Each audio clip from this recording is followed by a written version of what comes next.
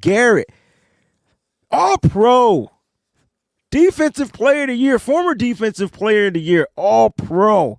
Myles Garrett has requested, ladies and gentlemen, a trade. He's requested a trade from the Cleveland Browns. We got to talk about this. Here's his statement right here. He says, as a kid dreaming of the NFL, all I focused on was the ultimate goal of winning a Super Bowl. And that goal fuels me today more than ever. My love for the community of Northeast Ohio and the incredible fan base of the Cleveland Browns has made this one of the toughest decisions of my life. These past 8 years have shaped me into the man that I am today. While I loved calling this city my home, my desire to win and compete on the biggest stages won't allow me to be complacent. The goal was to never go from Cleveland to Canton. It has always been to compete and win a Super Bowl, With that in mind, I've requested to be traded from the Cleveland Browns.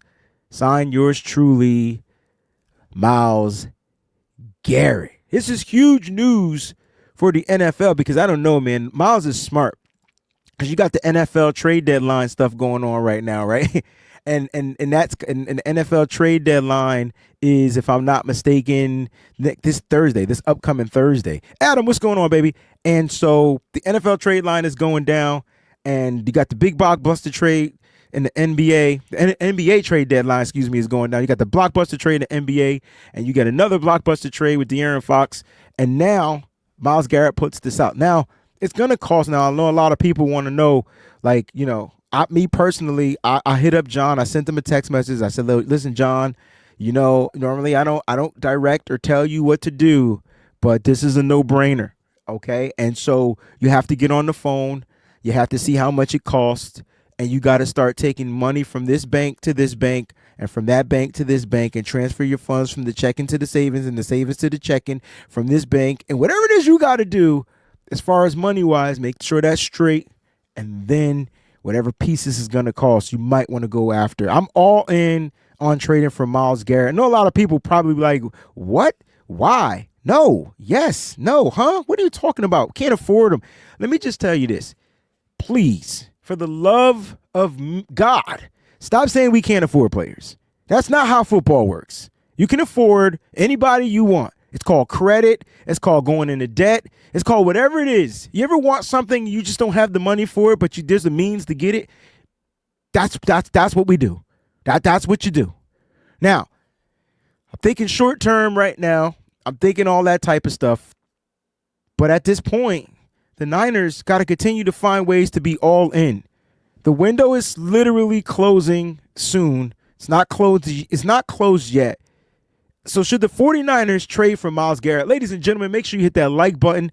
Subscribe to the channel if this is your first time watching, and become a member of the Breezie Bunch crew for sure. Myles Garrett would be what we need on the opposite side of Nick Bosa, because now that offense has no idea what to do. Now, I'm watching Khalil Mack and Joey Bosa play together, and it's one of the greatest things on earth, right? It's just one of the greatest things on earth. You got to find a complementary piece. And this is not a shot at Leonard Floyd, Yetur Gross-Matos, the guys that are going to be remaining here. It's not a shot at them, but they're not Myles Garrett. They're not Myles Garrett. Let's just keep it a buck. They're not Myles Garrett. Felicia, yep, Breezie, it's time to finagle some ish so we can go get them. But listen, now look, I do mock draft shows, and y'all already know the player that we need to draft is Mike Green, edge rusher out of Marshall, hands down. That's an option. Now, that was literally plan A. That's an option. Now that has become plan B, no pun intended. But that's an option because now Myles Garrett is available. Now, Adam Schefter posted how this can potentially go down. Like it can cost. It's going to cost. I'm just going to keep it a buck. He talked about the trade with let's blow that up a little bit. He says a potential trade comparison. When 27-year-old Khalil Mack was traded from Oakland to Chicago, I just mentioned Khalil Mack's name.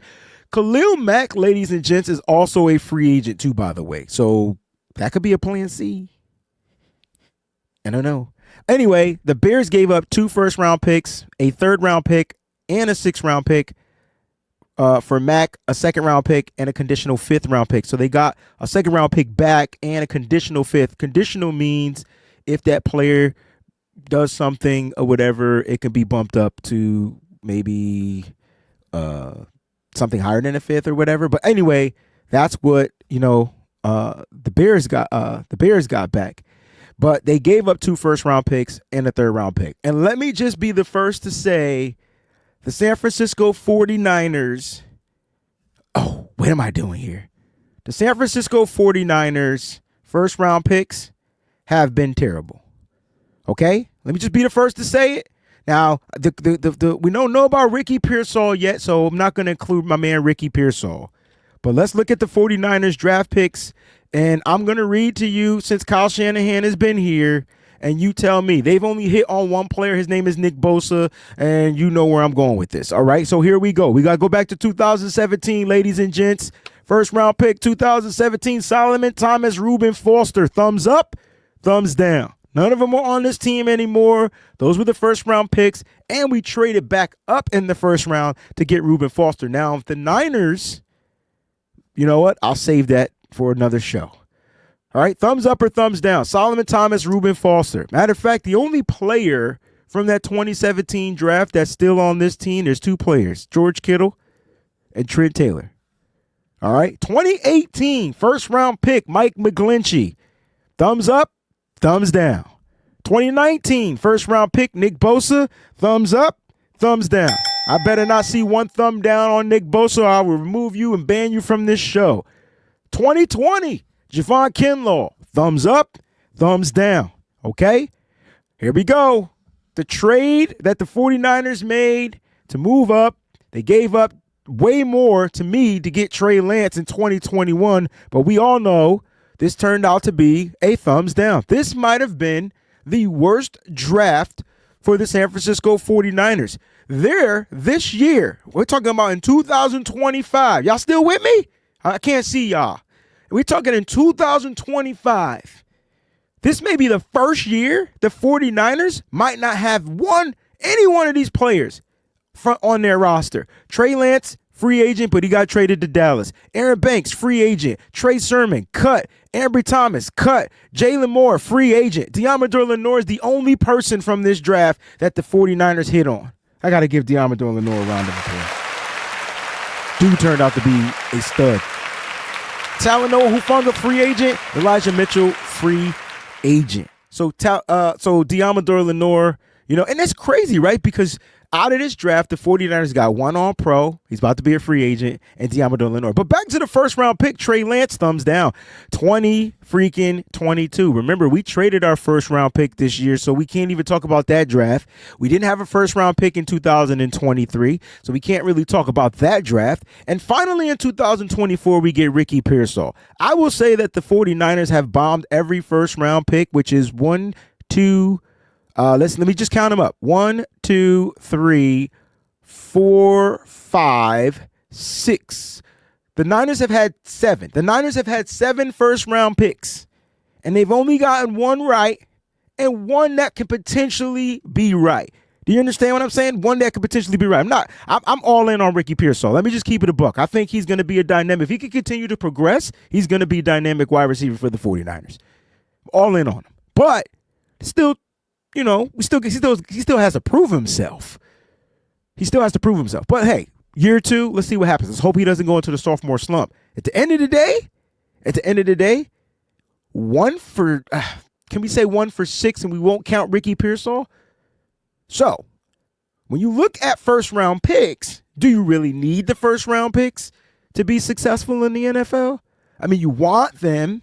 They help you contractually down the road. You can get the 5th-year option. They reset your kind of cap, whatever, as far as they go on that rookie scale salary type of thing. And you know what? The way the Niners are probably looking at this, I think the Niners really, if the Niners are all in, which they should be, but if the Niners are all in on this, they're looking at themselves saying, hey, man, it's first-round picks. and we plan to be in the Super Bowl, motherfucker. So, like, at the end of the day, it's going to be either pick 31 or pick 32. So, at the end of the day, it's really a second-round pick that you're getting, even though it's a first-round pick. So, I think the Niners are at this point where, hey, this makes perfect sense. Terradome, what's going on, baby? Ty, what's going on, my brother?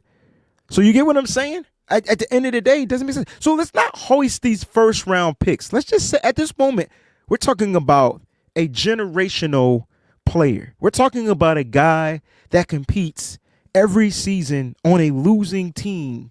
I mean, they had that year that they beat us, their defense was phenomenal. Remember they beat us? And so we're talking about that guy, Myles Garrett, transcending player, first round pick. The Niners get 2 first. I'm cool. 2027, 2025, 2026, maybe back in 2027. First round in the 2027, that's cool. The question that you have to ask yourself, would you rather have Myles Garrett or take a chance on a Mike Green, if that's the guy that the Niners are in on? Don't worry about the money. I really feel like the money will work itself out. See, Parag and the money, they have ways of working themselves out. I'm not worried about the money, but you give me a guy.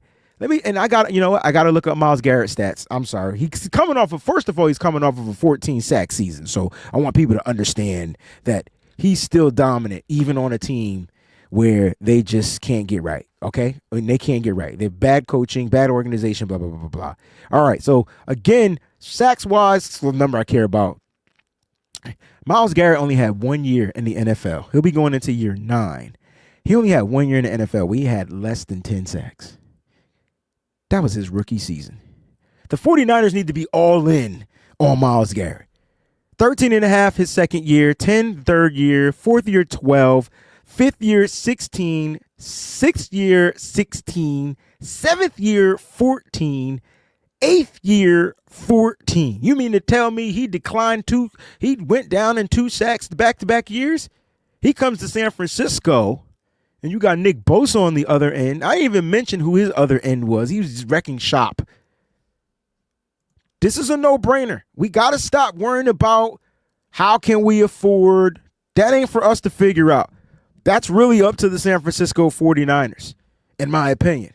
That's really up to the Niners. You get Myles Garrett and Nick Bosa, and you still got Leonard Floyd. You don't have to trade a play. First of all, let's stop trying to trade players. We got 32 free agents as it is. Let's stop trying to trade people. We need players, right? So at this point, in my opinion, these are my opinions. I don't want people to think I'm right. It's not end all be all from the WayneBreezie. That's not how it works. I'm just guesstimating. If I'm John Lynch, I'm on the phone, and you got to make the best offer, because teams.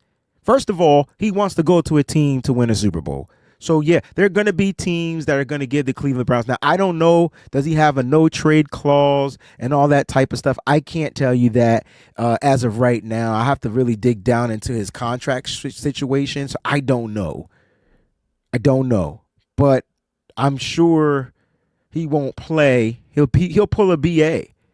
He won't play. He won't do that. He'll do whatever to go where he wants. He'll find a way to gain that type of power and leverage in his contract, is what I'm trying to say. 49ers need to be all in on Mike Garrett. This is not even a question. This is not even a whatever. I'm with Jax. Go get him now. Find a way to get him.